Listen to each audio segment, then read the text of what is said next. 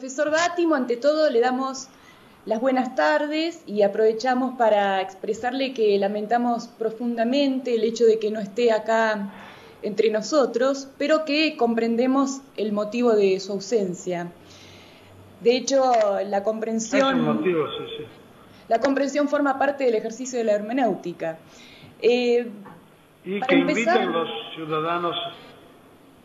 a los ciudadanos italianos de origen argentino en Italia a votar para mí.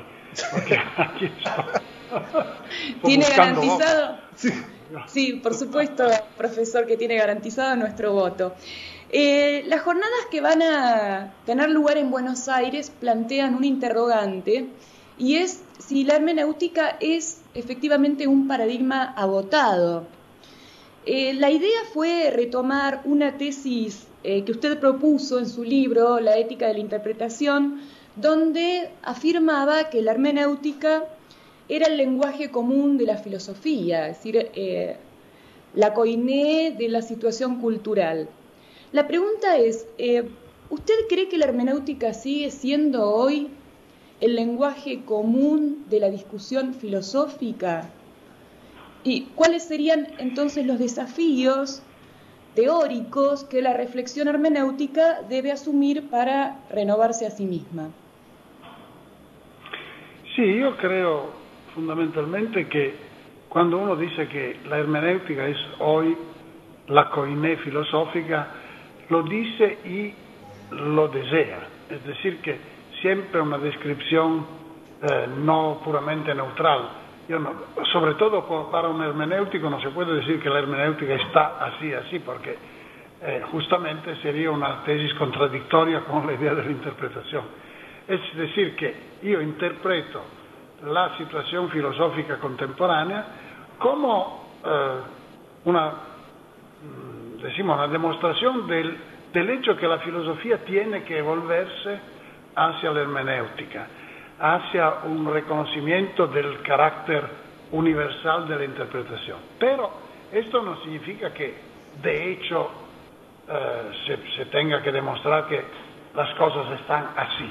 Yo, por ejemplo, citaba siempre algunas tesis de la filosofía contemporánea, como la idea que la verdad es un hecho de negociación social. Esto en muchos sentidos todavía tiene su valor. Por ejemplo, la popularidad de Wittgenstein, del análisis, de la filosofía analítica, etc., implica, la asunción del hecho que el pensamiento se confirma, se demuestra su validez, etc., en un diálogo intersubjetivo y no simplemente con una verificación de hechos, porque los hechos siempre son exhibidos, estudiados, enunciados por sujetos. Esto era uno de los sentidos de la tesis de los paradigmas de Thomas Kuhn, por ejemplo. Una proposición científica se prueba o se desprueba, si tomamos una lógica de tipo de Popper, sobre la base de un paradigma compartido. Esto es ya una situación hermenéutica, no una situación de reflexamiento, de espejo, de espejar los hechos inmediatos, etcétera, etcétera. Esto era. Ahora, ¿quién es que habla ahora de una fin, ¿no? del hecho que el paradigma hermenéutico sea agotado? Yo creo que hay efectivamente en la cultura contemporánea, que no es pura cultura en el cielo, es una cultura concretamente hecha de diarios, medio de información, etcétera, etcétera. Esta cultura está experimentando como una forma de retorno al orden, de restauración. Y la restauración es la idea que hay una objetividad, que se trata de observar. En italiano, yo creo también en español, observar significa también mirar algo analíticamente y respetar una ley. Usted se dice en español observar un imperativo, sí. Ahora, la idea de la objetividad en filosofía siempre funcionó así. Era la idea, tenemos como tarea principal la de mirar a los hechos y respetar lo que se presenta como imperativo en la realidad misma. Ahora, todo esto a mí me parece simplemente la ideología del orden existente que pretende de recomendarse como la tarea principal del pensamiento. Yo siempre digo, citando las tesis de Benjamin sobre la historia, si uno nace como deforme, pobre, infirmo, etcétera, etcétera, ¿cómo piensa que piense del mundo como está? ¿Piensa que sea algo racional, que lo que es real es racional o no? Piensa obviamente que lo que es real es totalmente irracional, que no tiene que ser observado, tiene que ser quizá observado para conocer cómo transformarlo, pero que tiene que ser transformado. Quindi hoy a mí me parece que en muchos medios occidentales, también en Italia, pero en Europa, hay como esto retorno a la objetividad del conocimiento, que también tende a identificarse como una forma de normatividad, de imperativos, porque hay muchísimos problemas éticos que se ponen paralelamente con el desarrollo de las ciencias biológicas, etcétera, etcétera, todos los problemas de bioética. ¿Por qué la Iglesia, por ejemplo, es tan fuerte en situaciones de discusión de bioética? Porque tiene como una estructura dogmática que es aseguradora, en el sentido que uno dice, no se puede hacer sino esto, pues que es la naturaleza. Pero de otro lado es completamente esclava de los hechos como son. Cuando uno quiere enviarte a la guerra, te dice, sea un hombre. Y tú preguntas, o tú también, María, no sea un hombre, sea un ser humano. Pero, bueno, sea un ser humano, sea un hombre. Pero ser un hombre significa, tienes que ser lo que naturalmente, estas son las comillas, se piensa que tenga que ser un hombre, que incluye también el hecho de matar los enemigos en la guerra.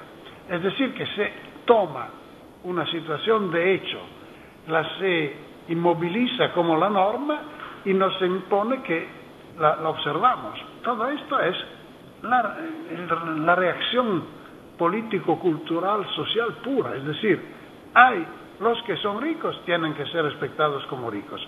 Los que son pobres, hay una razón para hacer esto. Si tú perteneces a la zona oscura de la pintura, tienes que respetar tu condición, etcétera, etcétera.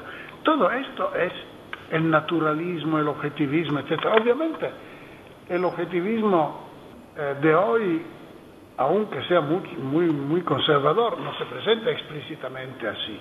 Se presenta como discurso científico, como la ciencia objetiva describe los hechos y estos son hechos. Se tome, por ejemplo, la ley del mercado capitalista. La señora Thatcher y todos los defensores del capitalismo imaginan que la única manera de producir riqueza es el sistema capitalista. Ahora, esto es verdad en nuestro mundo, pero el sistema capitalista no es la naturaleza, ha sido construido, etcétera, etcétera. Marx decía que la economía política no es una ciencia natural, que a primera mirada decía, ¿cómo importa una ciencia? No es una ciencia natural porque el orden económico en el cual vivimos no es naturalmente requerido por la riqueza, por el desarrollo, sino que es instituido por poderes, grupos, clases, etcétera, etcétera. Todo esto me parece importante hoy porque efectivamente yo mismo me pongo la pregunta, ¿soy un filósofo outdated, obsoleto? No, soy un filósofo seguramente no al nivel del poder actual, es decir, que soy como un complotante en contra de esto, en contra de la realidad que es lo que pasa normalmente. Como decía Brecht, lo que pasa cada día, por favor, no lo consideren normal, sino lo consideren como lo que pasa. Pero se trata de transformarlo. La hermenéutica es mucho más acerca del pragmatismo en filosofía, por ejemplo. El pragmatismo es la idea que la verdad es lo que sirve a nosotros. Obviamente, los nosotros, esto lo comparte también el Banco Mundial o los Estados Unidos o los capitalistas, es decir, la verdad es lo que sirve a nosotros. El problema es, ¿qué son los nosotros? Yo no soy el mismo que los capitalistas de Washington. Yo soy como un miembro de una humanidad que es más larga que estos nosotros, pero es también verdad para mí, que la verdad es lo que me sirve, que sirve a mí, a mis símiles para vivir mejor, etcétera, etcétera. Dunque, il punto fondamentale es, la hermenéutica es una dirección filosófica que rechaza la idea de respetar el real como es, porque el real como es no es creado por Dios como está, sino es creado por fuerzas históricas, y para muchos de entre nosotros es mejor modificarlo. Modificarlo significa pero rechazar la idea que la tarea del pensamiento sea simplemente observar la naturaleza en todos sus sentidos, ante todos como sistema de hechos, de fuerzas, etc., y después como ley, como norma. Yo creo que este sentido de la hermenéutica es muy lejos de ser obsoleto, de ser sobrepasado. Solamente, obviamente, hay fuerzas que no lo comparten, que no les gusta, porque pretenden, desde la Iglesia católica con sus dogmas y su disciplina, hasta el orden mundial del Banco Mundial, del Fondo Monetario Internacional, etc., son todas fuerzas que miran simplemente, que quieren simplemente a guardar el orden existente. Yo esto no lo quiero. Es por esto que soy hermenéutico. Gracias a Dios, no solo soy ateo, sino soy también hermenéutico. Profesor Bátimo, me gustaría ahondar un poco sobre este concepto de realidad. ¿Usted no cree que no habría un aspecto de la realidad, un aspecto de la objetivación que es eminentemente hermenéutico? Pienso en lo siguiente: ¿cómo se explica cuando una entidad aparece en el interior de un texto, una cultura, y para la cual esa cultura no tiene un significado para describirlo? El ejemplo concreto que estoy pensando es el que pone Umberto Eco en un texto que se llama Kant y el ornitorrinco. El ornitorrinco. Sí, que es cuando Moctezuma ve por primera vez el caballo. Ahí habría una suerte de límite de la interpretación. O también pienso en un experimento mental que pone Heidegger en su primera Vorlesung en Freiburg, cuando era asistente de Husserl, donde hace un experimento en donde él trasplanta a un senegalés al aula universitaria y se pregunta, bueno, ¿qué es lo que percibe el senegalés? Y la respuesta de que da Heidegger es que es una experiencia sin significación. ¿No habría como un aspecto de la realidad donde la realidad es el límite de la interpretación? ¿Y eso no sería metafísico? Sí, esto me interesa mucho. Obviamente el libro de Eco sobre el ornitorrinco lo conozco bien y lo discutí también con él. Pero el punto, en este momento me parece más importante el ejemplo del senegalés, que obviamente es más favorable a nosotros heideggerianos, porque el encuentro con lo que llamamos realidad inmediata es, en este caso, absolutamente el encuentro con una cultura, con una realidad interpretativa de otro mundo, de una otra cultura. A nosotros también, cuando los conquistadores españoles, sus antepasados, ¿no? que vivían, encontraron las culturas indígenas, las nombraron efectivamente Naturvölker, por ejemplo. Había pueblos naturales, es decir, que eran como los distinguían difícilmente de los animales, porque eran algo que constituía como una alteridad que no era prevista, no era por nuestra cultura. Pero yo ovviamente comprendo que si, por ejemplo, c'è una meteora se cae o se encuentra un asteroide que cae sobre Pero el asteroide también tiene un nombre, y ahora lo nombramos siempre más. El ornitorrinco es un animal que pero se presenta como no previsto para nuestro sistema, pero describible en términos de uno que tiene dos tipos de aparato reproductivo mezclados. Quindi no sé hasta qué punto se puede verdaderamente decir que hay un choque con una realidad que se muestra totalmente exterior de nuestra interpretación.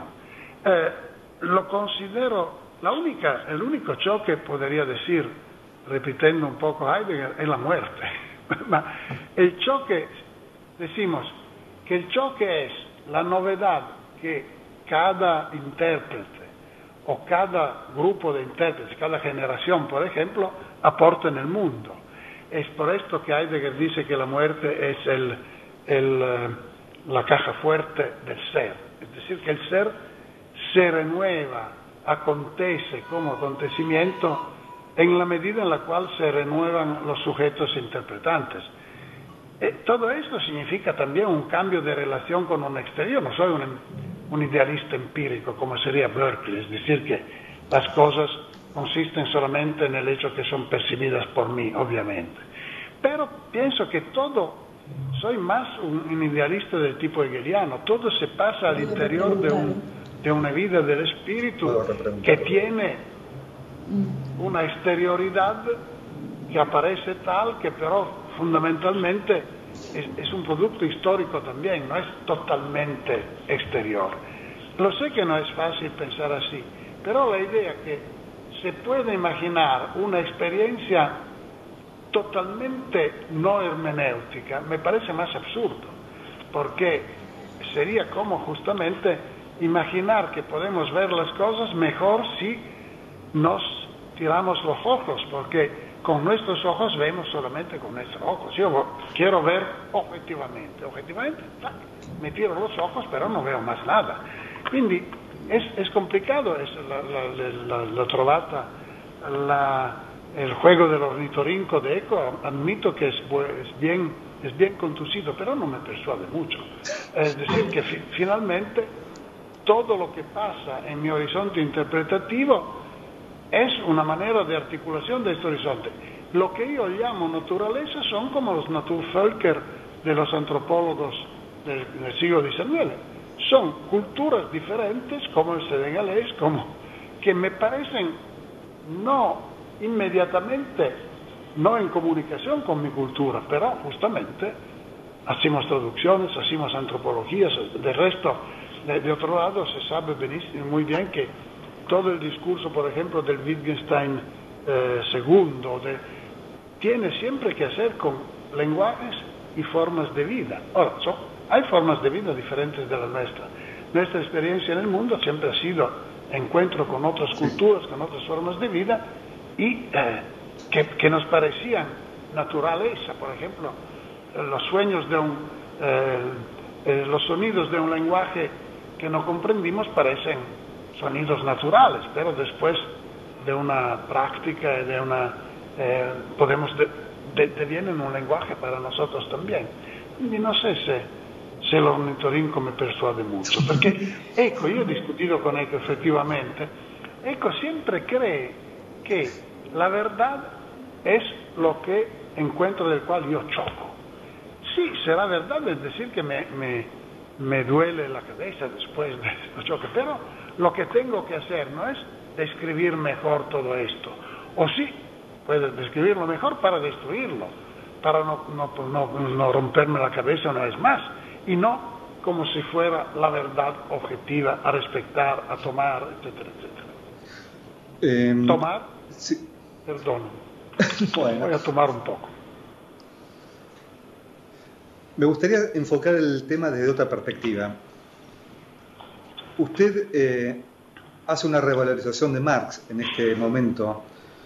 ¿No habría en esta revalorización de Marx un aspecto que es digamos, es el aspecto de la crítica ideológica, donde también habría una suerte de objetividad, porque el desenmascaramiento del capitalismo se hace desde un punto de vista crítico, que en última instancia implica una cierta validez objetiva. ¿Cómo incorpora ese aspecto del pensamiento de Marx a su hermenéutica que rechaza la objetivación?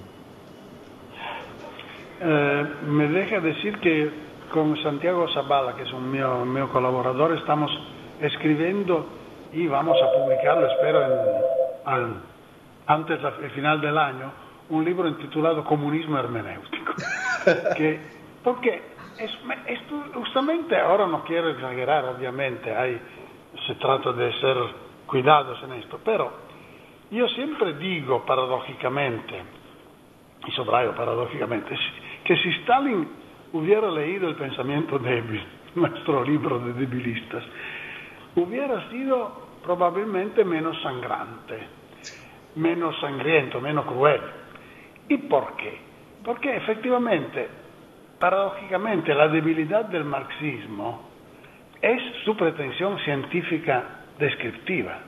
Es decir, que yo soy perfectamente convencido que necesito hacer una crítica de la ideología, pero lo que llamo ideología no es la falsificación de los datos objetivos, porque yo no soy Dios, no conozco los datos objetivos, conozco solamente la realidad desde el punto de mirada de mi clase.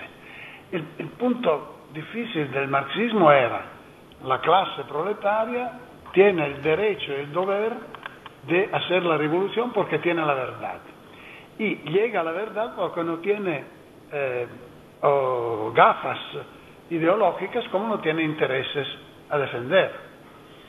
No tiene nada, son proletarios. Ahora, esto me parece un punto que conecte demasiado Marx al cientismo del siglo XIX.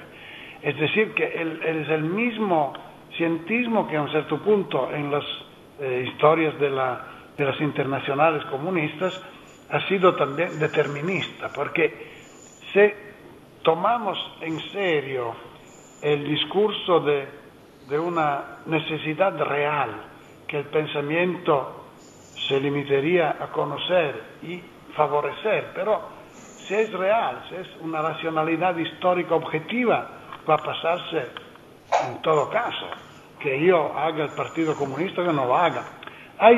Y sobre todo, si se piensa que con la revolución comunista se realiza el verdadero orden humano, esto es solo un paso del Gulag, del hecho que se llega alguien y dice: no, yo quiero hacer ancora la revolución, dice: no, momento, tenemos el verdadero orden humano científicamente probado. Ahora, obviamente todo esto no significa que Stalin habría tenido que leer El pensamiento débil, etcétera, etcétera. Pero yo creo que es importante añadir al marxismo una autocrítica del cientificismo del siglo XIX, y creo que un comunismo libertario como lo que yo sueño, no sé, poi conozco muy poco del comunismo, conozco solamente la definición leniniana del comunismo: electrificación con soviet. Esto me parece un horizonte bastante interesante, es decir, desarrollo económico con control popular. Pero todo esto me parece dunque bastante razonable, decir que hay un límite en el marxismo cuando pretende de criticar a la ideología desde el punto de mirada de una verdad. Construye, por ejemplo, esta idea de una verdad objetiva, que sería la base de una crítica de ideología, incluye también la dictadura sobre el proletariado, porque Lukács mismo hacía una diferencia entre el proletariado empírico y el proletariado trascendental. Es decir, el proletariado empírico son los obreros que el sábado noche se vuelven a la casa borrachos y baten su mujer, gritan. El proletariado trascendental es el comitado central, de los que saben verdaderamente. Ahora, a mí ya esta diferencia, que corresponde efectivamente a toda a todos los objetivismos. Si hay una verdad verdadera, hay una clase que la conoce mejor. El comité central sería esto. No, yo creo que la verdad es lo que se forma en la negociación entre los grupos sociales, entre las clases también, con la lucha, por ejemplo. Pero esto no implica absolutamente el hecho de pretender corresponder a una realidad objetiva que me permitiría decir que yo digo la verdad en contra de la ideología. Pero comprendo muy bien. Yo creo que se puede ser críticos de la ideología también siendo pensadores débiles y no científicos, que implican muchísimos problemas de autoritarismo social, de conservación, etcétera, etcétera. Profesor, si para el pensamiento débil no hay un parámetro de realidad con el cual puedan medirse las interpretaciones, ¿qué criterio sostiene su modelo para decidir si una interpretación es más válida que otra? Hace poco en la Argentina hubo un obispo, Williamson, que dijo que el Holocausto no existe. Es decir, eso es su interpretación, su versión. ¿Es tan válida como cualquier otra interpretación? ¿Usted cree que poniendo frente al obispo Williamson documentos, etcétera, etcétera, Auschwitz, él creería que? Y su punto es esto. La verdad objetiva, paradójicamente, es como el argumento antiséptico. Hay un escéptico, se dice escéptico, sí, no, los sépticos, los que no creen que... hay algún escéptico que nunca se persuadía a no ser más escéptico porque le se muestra que si tú dices que todo es falso, tú dices una verdad, dunque no es falsidad. Son razones. Quiero decir que la interpretación y la situación social, el punto de mirada, etcétera, siempre hace prevalencia. Me digan por qué el arciobispo Williamson no cree que el Holocausto no ha tenido lugar. ¿Piensa verdaderamente que no sabe lo que nosotros sabemos? Se rechaza esta verdad, pero la rechaza ¿por qué? ¿Porque es estúpido o porque representa un interés diferente que lo hace ver algo de una otra manera? Esto yo no soy interesado en la verdad objetiva, soy interesado en la verdad que comparto con mi propio mundo. Mi mundo, paradójicamente, es más grande que el del obispo Williamson, porque puedo incluir en este mundo también los judíos. Los con los cuales estoy de acuerdo incluyen también los judíos. El arzobispo Williamson no puede decir lo que dice frente a una audiencia genérica. Tiene que decirlo solamente a otros arzobispos o también al Papa, que no se da cuenta que están diciendo una estupidez. Pero fundamentalmente esta idea que la verdad objetiva sirva a construir la paz, por ejemplo, me parece la cosa más falsa del mundo, porque siempre las guerras, las más crueles guerras, se pasaron entre gente que pensaba tener la verdad objetiva. Yo nunca he visto un nihilista hacer guerras de religión, por ejemplo, salir a las cruzadas. Bueno, son nihilistas, ok, otra gente. Se nos llegan directamente en mi casa y disturban mi vida, secuestran mi mamá, etc. Yo no reacciono, sí, pero soy un sujeto finito en el medio de otro sujeto finito. No tengo la verdad objetiva. Y la verdad objetiva nunca ayudó. Yo estoy publicando un libro ahora, no tengo aquí la cubierta, va a ser que se llamará Adiós a la verdad, queridos amigos. Porque en muchísimos sentidos el enemigo, desafortunadamente, es la verdad, o la pretensión de verdad.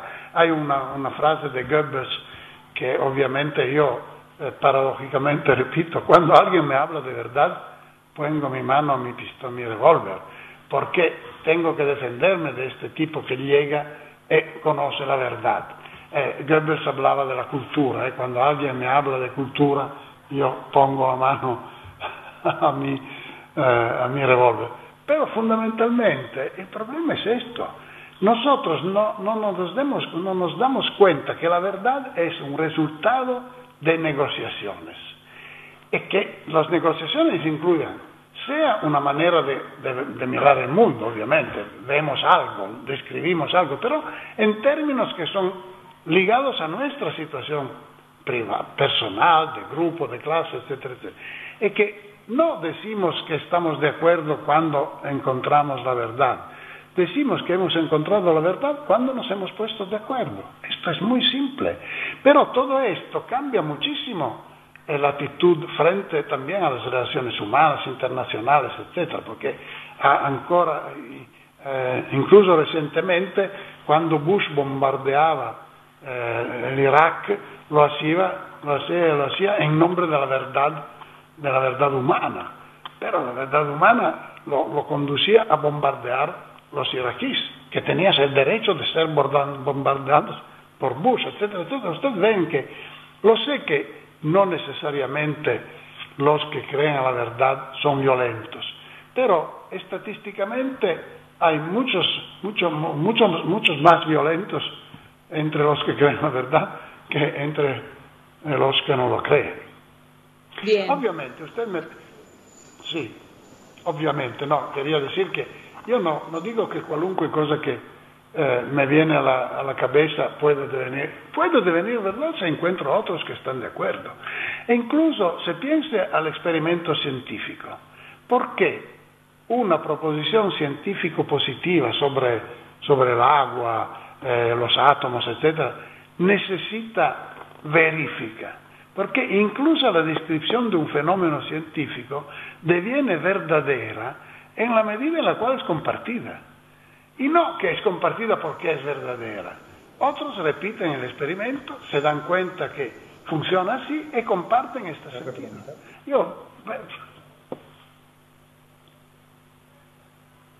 El tiempo, ser y tiempo. Sí. Como decía Heidegger. Profesor, le cambio el ángulo. En el libro No ser Dios, que está saliendo, que hace tiempo está en las librerías en Buenos Aires, queda muy resaltada la confluencia. ¿Cómo? Queda muy Espero resaltada. Que se venda también. La confluencia. No, sí, que se resalta que en su libro No ser Dios queda muy resaltada la confluencia entre pensamiento débil y compromiso político. Es decir, entre nihilismo y actividad e incluso militancia política. Habrá que reconocer que al sentido común puede resultarle bastante contradictoria esta conjunción entre pensamiento débil, que suele asociarse a desinterés, apatía, individualismo y compromiso político.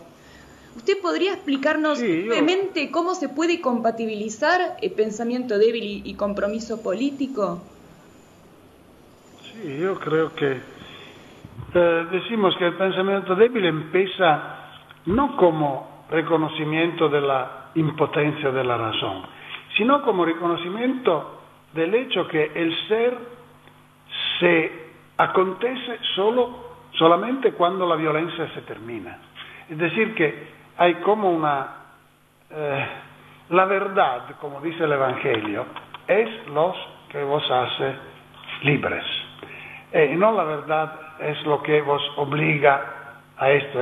Ahora, el pensamiento débil es una filosofía que sobre la base de Heidegger, de Nietzsche, de una cantidad de reflexiones que más o menos se conocen, se constituye como un ideal de emancipación a través de la debilitación de los absolutos. Porque la emancipación o la liberación o el progreso humano, cuando se piensa de compararlo a un ideal dado una vez por todas, deviene fatalmente stalinismo, autoritarismo, dictadura, etcétera, etcétera. El progreso humano consiste simplemente en el adiós a la verdad, es decir, en una progresiva dejar de lado, decimos, de los absolutos que nos limitan en nuestra libertad. Por esto yo hablo de nihilismo. Nihilismo significa que afortunadamente no hay verdades objetivas. Y nosotros podemos finalmente pensar la verdad como acuerdo entre sujetos que tienen miradas sobre el mundo, intereses, raíces históricas, etc. Esto es la verdad. Ahora, si el pensamiento débil piensa esto, no está contra el compromiso político, es algo que lo piden, lo exige, porque si yo quiero buscar la verdad, o quiero pensar de una manera no ideológica, etcétera, etcétera, tengo que comprometerme para modificar las relaciones sociales que son basadas hasta ahora sobre la autoridad fundada sobre la pretensión de verdad. No sé cómo decir. Toda la historia de Occidente ha luchado en torno al tema del derecho divino de los reyes, por ejemplo. La transición, el pasaje de la monarquía absoluta a la monarquía constitucional y después a los estados constitucionales, a la democracia, es un pasaje de debilitación. Pero exactamente los débiles se oponían a la autoridad divina de los reyes, no los fuertes. Los fuertes estaban bien, el máximo que podían hacer era intentar devenir más amigos de los reyes, más ligados a ellos. Son los débiles. Yo ahora he dado una ponencia hace algunos meses que creo no se conoce todavía, pero que va a ser publicado en este libro Adiós a la verdad, de la cual el título es Del pensamiento débil al pensamiento de los débiles. Es decir, que ¿quién puede ser un pensador débil? Solamente uno que no cree que la racionalidad del mundo es absolutamente respetable, como el pobre que no tiene voz en la tesis de Benjamin sobre la historia. Ahora, son los débiles portadores del pensamiento débil, pero los débiles no son portadores del pensamiento débil como gente que dice, no, la realidad es débil, nosotros estamos en favor de esta tesis. No, lo realizan con la revolución, la transformación social, la reducción del poder de los poderosos, etcétera, etcétera. Quindi, a mí me parece, sí, efectivamente, se puede imaginar un pensador débil que está en su propia habitación estudiando la debilidad del ser. Como lo que estudia, teóricamente, le parece exactamente algo que es modificable y no dado. ¿Qué contemplación puede haber un pensador débil? ¿Cosa contempla? ¿Se alegra del hecho que el ser es débil? Me parece absolutamente impensable. Es toda la tradición metafísica que ha inventado la contemplación de la verdad, la análisis, la vida contemplativa, etc. El pensamiento debe ser una vida activa, naturalmente. Obviamente, no puede que sea esto. Quedó muy claro en su exposición que usted rechaza una concepción objetiva de la verdad y que usted sostiene una teoría de la verdad donde la verdad se llega como un acuerdo. La pregunta que quería hacerle es la siguiente: ¿cuál es el procedimiento mediante el cual se llega al acuerdo y cómo es posible compatibilizar todos los puntos de vista?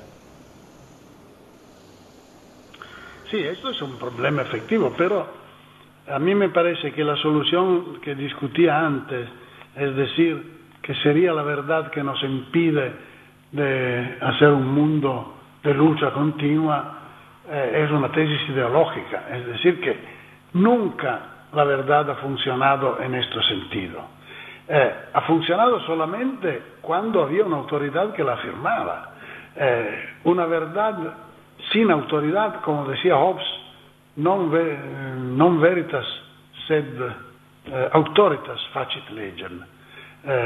Es la autoridad que hace la ley. Quindi, efectivamente, la idea que necesitamos la verdad para no estar siempre en la guerra de todos contra todos es, incluso descriptivamente, realísticamente, tomando a Hobbes, por ejemplo, es falsa, no tiene sentido.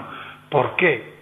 Nosotros necesitamos una autoridad que se impone y que en este sentido utiliza la fuerza para mantener el orden. Yo a este análisis objeto solamente que no quiero dejar de lado todos mis poderes de ciudadanos, no quiero dar todo el poder al Leviatán. y todo el constitucionalismo moderno está del lado del hecho que nos ponemos límites a la autoridad del soberano, etcétera, etcétera. ¿Cómo se construye la verdad como acuerdo?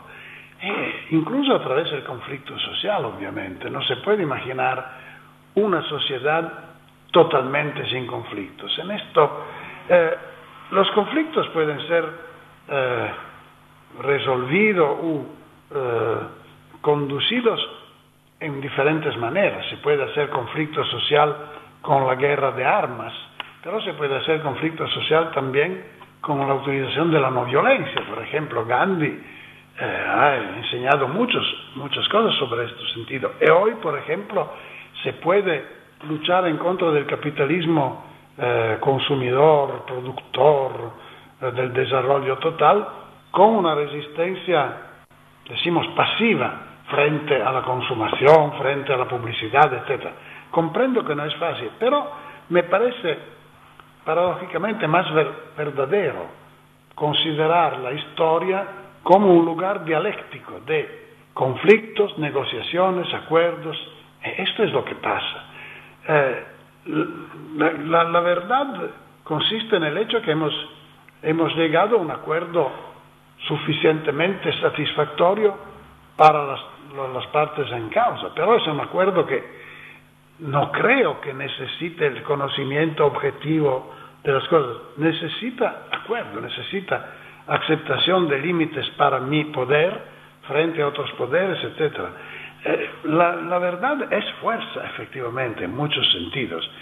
La fuerza se puede, sea practicar como el fuerte en contra de los débiles, sea como acuerdo entre los débiles que se han hecho una revolución, han transformado la Constitución con otros un poco más fuertes, etc. Ningún soberano del pasado ha concedido la Constitución a su pueblo porque un filósofo lo había persuadido que la verdad era así. Simplemente ha dado la Constitución porque había los campesinos bajo sus ventanas que amenazaban de matarlo si no daba la Constitución. Esto me parece racional. Lo sé que frente a una visión racionalista del mundo, donde se trataría siempre de dialogar simplemente, etcétera, etcétera, todo esto parece demasiado violento, pero el otro es demasiado ideológico. También Habermas, que habla muchísimo de acuerdo, de diálogo, pero nunca considera el problema de cómo se establecen las condiciones de un diálogo no limitado. Él piensa siempre que se trata de hacer un diálogo entre sujetos, decimos, pretendidamente libres, que pueden dejar de lado como si fueran sujetos de laboratorio científico. Pero los sujetos sociales son sujetos sociales con razones, intereses, historias, persuasiones también religiosas, que se trata de mediatizar con otros. Pensar que se puede hacerlo estudiando mejor la verdad me parece absolutamente ideológico. El problema, ¿cómo se establecen las condiciones? ¿Cómo se establece un Estado constitucional? Los franceses en el siglo XVIII empezaron con cortar la cabeza del rey y no han hecho un referéndum para decidir si se trataba de cortar la cabeza del rey o no. Lo han hecho. Después han comenzado. Yo pienso que la violencia histórica se limita debilitándola, formalizándola después de algunos acontecimientos. Pero, por ejemplo, el problema de la Constitución de la Europa, que es una unidad continental que quiere construirse, yo no creo que se necesite una violencia para constituir una Europa federal finalmente. Tomo acto que hasta ahora no pasó porque se procede con mucha cautela democrática. Y creo que puede pasar algo históricamente transformador como reacción a una crisis y no como la difusión de una educación diferente. Naturalmente quiero servir a esta difusión de ideas diferentes, etc., pero tomo tomo conciencia que hasta ahora la revolución soviética se pasó con el final de la Primera Guerra Mundial, la transformación de la Europa, por ejemplo, el fin del fascismo en Italia pasó con, por ejemplo, cómo se terminó el franquismo en España. Esto es interesante, porque efectivamente no hubo una guerra para matar a Franco, se murió naturalmente, pero la base era también el recuerdo de lo que había pasado en los 30, es decir, que la transformación histórica nunca es una pura transformación racional, hemos descubierto que están así. Nosotros intentamos de hacerlo, obviamente, yo no tomo las armas hoy, sobre todo no sabría cómo hacer, y soy persuadido que el poder internacional del capitalismo imperialista es tan fuerte que me mataría antes que yo extraiga mi cabeza de la ventana. Pero fundamentalmente el punto es cómo tratar, y yo creo que la dialéctica, decimos, de Hegel y de Marx es la única manera razonable de tomar en cuenta todo esto. Es decir, que efectivamente la historia es una historia de conflictos que no necesariamente tienen que ser sangrientos, pero tienen que ser reconocidos y combatidos posiblemente con reglas. Obviamente las reglas también necesitan estar establecidas, etcétera. Necesitan siempre el establecimiento de una autoridad reconocida que es reconocida tanto más cuanto más respecta los muchos intereses en juego. Lo sé que parece un exceso de realismo para un pensador débil, pero en esto sí yo me considero realista.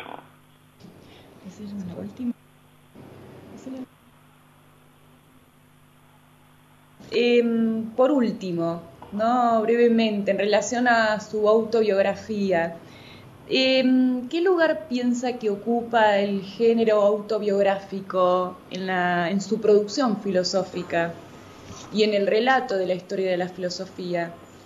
Además de querer que nos aclare un poco cuáles son los sentidos del título, ¿no? Del no ser Dios.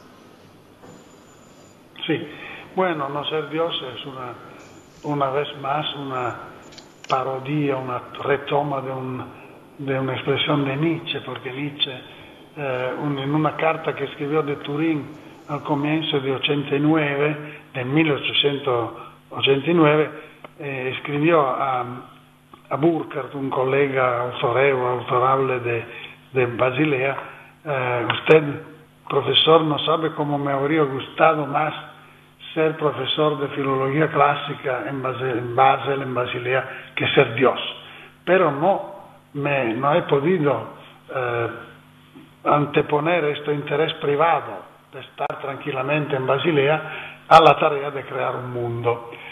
Ahora, esta frase me impresiona siempre muchísimo, porque efectivamente un filósofo nunca tiene tiempo libre, no tiene un horario de trabajo.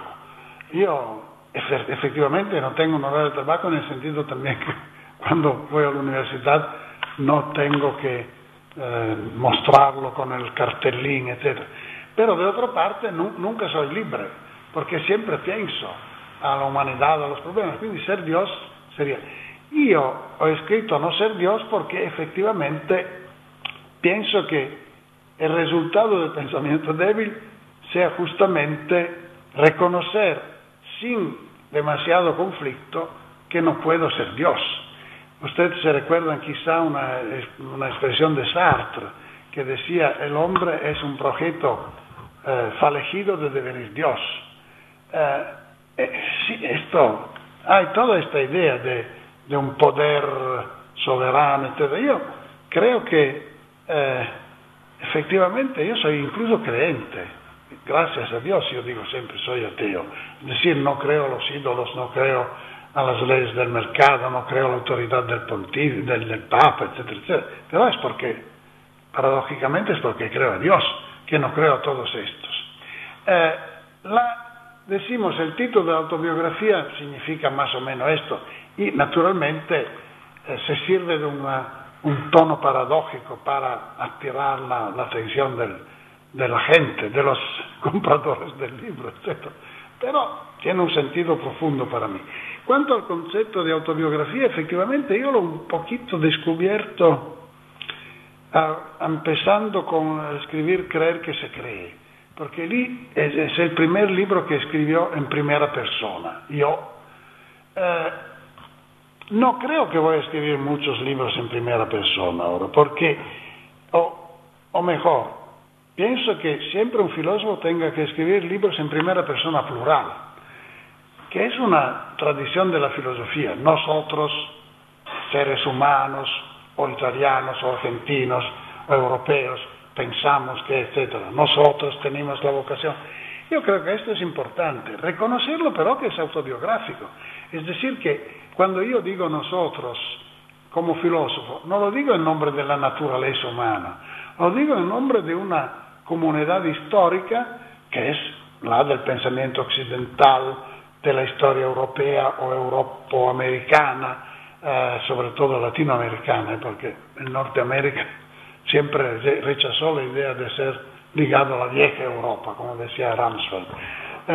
Pero con los pueblos latinos de América me parece que tengo muchas comunidades. En ese sentido hablo autobiográficamente y universalmente. La única universalidad que podemos lograr es una universalidad de tipo de una comunidad histórica que se amplia. Por esto que hay la universalidad de la verdad, en el sentido que cuando yo enuncio una sentencia a la cual atribuyo, entre muchas comillas, verdad, pienso poderla decir en nombre de un grupo que puede ampliarse sin límites. Puedo decir cosas incluso frente a una audiencia de judíos, de hombres africanos, de chinos, etcétera, etcétera. Es decir, que siempre hablo en vista de esta audiencia, que pero no es definida una vez por todas con los humanos. Los humanos también devienen siempre más humanos cuanto más devienen solidales, e quindi ovviamente la universalidad no es un hecho, sino es un fin, un ideal más o menos utópico, pero siempre en camino hasta su propia realización. Bueno, Gianni, le agradecemos. Un buen final. Sí, muy buen final, muy bueno. Muchas gracias a ustedes. Le agradecemos su cordial disposición para realizar esta videoconferencia, que si bien no reemplaza su presencia acá en Buenos Aires, responde un poco al espíritu de la conversación que pensábamos tener.